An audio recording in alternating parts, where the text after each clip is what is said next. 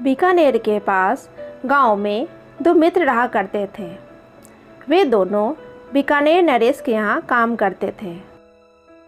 उनमें से एक ब्राह्मण था जो कि राजा के दरबार में पूजा पाठ किया करता था। राजा को उसकी आवश्यकता यदा कदा उत्सव, त्यौहार या श्राद्ध, जन्म मरण आदि में होती थी।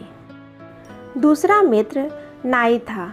नाई की आवश्यकता राजमहल में प्रतिदिन ही पड़ती रहती थी, क्योंकि राजमहल में किसी न किसी के बाल आदि प्रतिदिन ही काटने रहते थे। इसके बाद भी राज्य की ओर से दोनों को समान आय की प्राप्ति होती थी। एक दिन ब्राह्मण और नाई में बहस हो गई। ब्राह्मण कह रहा था कि मनुष्य अपने भाग्य का खाता है। वैसे तो हम राजा के यहाँ काम करते हैं, किंतु देने वाला हमारा भाग्य ही है। इसके विपरीत नाई कह रहा था कि भाग्य वाग्य कुछ नहीं होता। अगर राजा हमें काम से निकाल दे तो हम दर दर की ठोकरें खाते फिरेंगे। उनकी बहस बढ़ती गई। दोनों में से कोई भी एक दूसरे की बात मानने को राजी नहीं था। उनकी बहस ने झगड़े का रूप ले लिया। उधर से राजा के पहरेदार जा रहे थे। उन्होंने जब दोनों को झगड़ते हुए देखा तो वे दोनों को पकड़कर राजा के पास ले गए। राजा उन दोनों की मित्रता को जानता था। उनके बीच झगड़े की बात सुनकर उसे बड़ा आश्चर्य हुआ। उसने दोनों से इसका कारण पूछा। ब्राह्मण बोला, महाराज, मेरा कहना है कि हमें देने वाला हमारा भाग्य है, इसमें राजा कुछ नहीं कर सकता। राजा को यह बात अच्छी नहीं लगी, परंतु वह कुछ नहीं बोला। उसने नाई से पूछा, तुम्हारा क्या विचार है? नाई थोड़ा कर बोला, महाराज, इस ब्राह्मण की बात सरासर गलत है। यदि आप हमें काम से निकाल दें तो हम भूखे मर जाएंगे। मेरे विचार से तो हमें देने वाले आप हैं, आप ही हमारा भाग्य हैं। नाई चापलूसी पर उतर आया। नाई की बात सुनकर राजा मन ही मन बहुत प्रसन्न हुआ, किंतु इस बात को उसने सबके सामने जाहिर नहीं किया, क्योंकि इसमें उसका अभिमान दिखाई देता। यद्यपि राजा को नाई की बात पसंद आई थी, किंतु अपनी व्यक्तिगत राय के आधार पर राजा कोई फैसला नहीं कर सकता था। अतः उसे एक तरकीब सूझी। उसने दोनों को अगले दिन दरबार में आने को कहा। अगले दिन ब्राह्मण और नाई दोनों दरबार में उपस्थित हुए।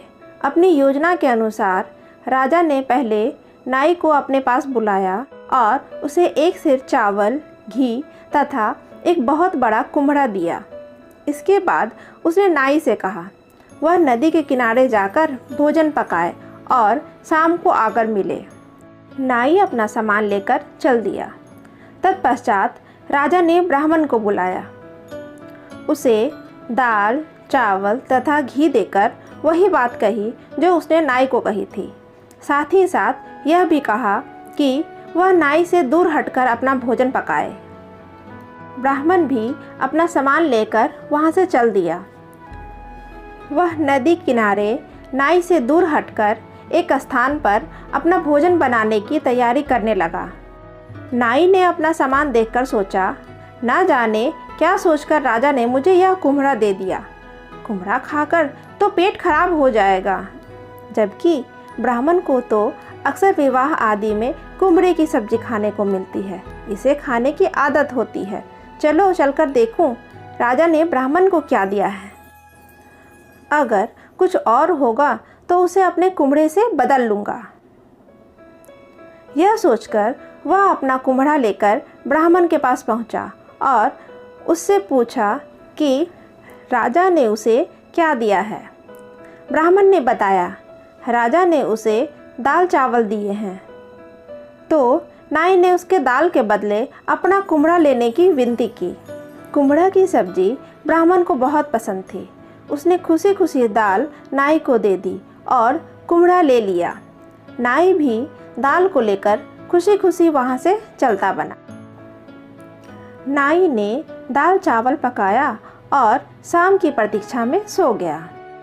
इधर ब्राह्मण ने जैसे ही सब्जी बनाने के लिए कुम्हड़े को काटा तो उसकी आंखें आश्चर्य से फटी की फटी रह गई। कुम्हरे के अंदर हीरे, मोती, मणिक भरे हुए थे। राजा ने बड़ी ही सफाई से नाई के कुम्हरे के अंदर इन्हें रखवा दिया था। ब्राह्मण ने सभी हीरे, मोती, मणिक अपनी धोती में बांधे और आधे कुम्हरे की सब्जी बनाकर आधा कुम्हरा संभाल कर रख दिया। शाम को दोनों दरबार में पहुँचे तो सबसे पहले राजा ने नाई से पूछा, तुमने खाने में क्या बनाया? नाई इस प्रश्न से घबरा गया। उसने सोचा कि राजा को पता चल गया है कि उसने कुम्हरे के बदले ब्राह्मण से दाल ले ली थी, अतः भलाई इसी में है कि सच सच बता दिया जाए।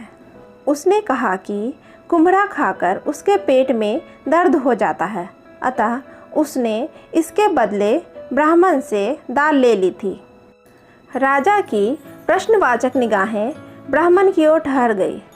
ब्राह्मण ने सारे हीरे, मोती और आधा कुम्हरा राजा के आगे रख दिया। राजा मुस्कुराता हुआ बोला, तुम ठीक कहते हो ब्राह्मण देवता, भाग्य के आगे किसी का बस नहीं चलता। यह हीरे मोती तुम्हारे भाग में थे, अतः मेरे द्वारा नाई को देने के बाद भी यह तुम्हारे पास चले गए, अतः तुम जीत गए। इसके पश्चात राजा ने वह सारे हीरे मोती ब्राह्मण को दे दिए। नाई को भी सच्चाई का पता चल गया था, अतः दोनों मित्र खुशी खुशी वहाँ से विदा हो गए।